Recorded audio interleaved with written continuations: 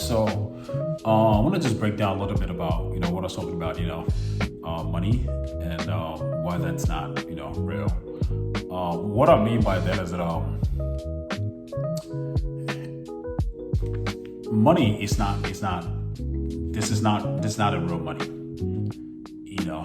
Why do I say that? Because this is actually only a physical representation of the intangible value that you created. If you can do something for someone, make a difference for someone, or provide a service or product, you've actually done something that's intangible value. You've earned it in that sense. And once you've earned that value, by providing that value, the equivalent of physical cash or bill, dollar bill, must be given to you in that sense.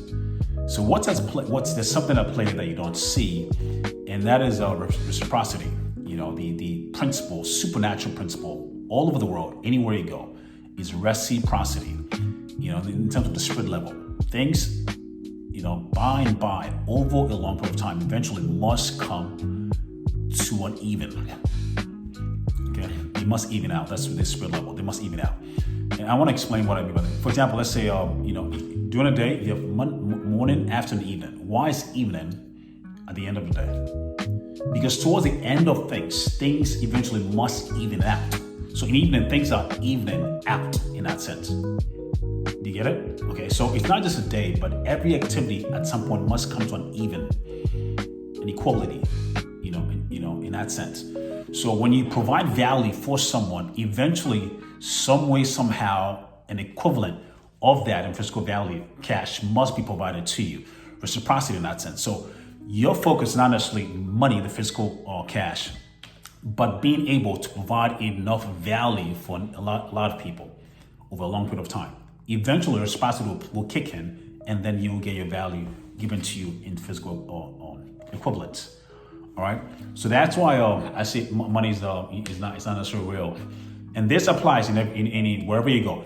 Okay, so your focus is to provide value, help people, get what they want to get, achieve what they want to get, provide a product that makes a difference in people's lives, and that's what you want to focus on. And there's much more peace in that, because you're in control of that. But if you're chasing this, you're actually chasing the wrong thing, and that's why sometimes it can be stressful and frustrating for a lot of people if they're chasing money. Because if you're chasing value, which is helping people, other people, there's a peace that comes with it. In that sense, there's a principle out of the Bible says, sowing and reaping shall never cease. It says, as long as the earth stands, sowing and reaping will never cease. It's that what you sow, you reap. In that sense, so if you sow value, you're going to reap value in this. And then oftentimes, if you sow in kind, you will reap in kind too. In that sense, so it's an eternal supernatural principle which can never be broken. And that's why that's the real money. The intangible of it is the real money.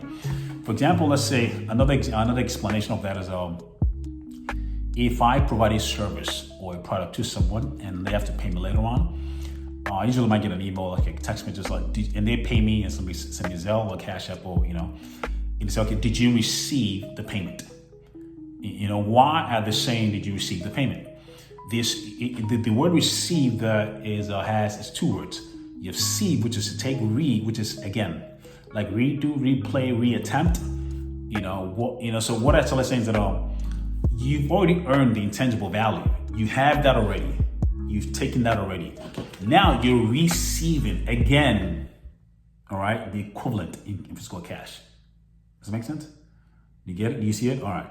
So I'm not getting a payment for the first time. I'm getting a second time. That's why it says receive. Take again. All right.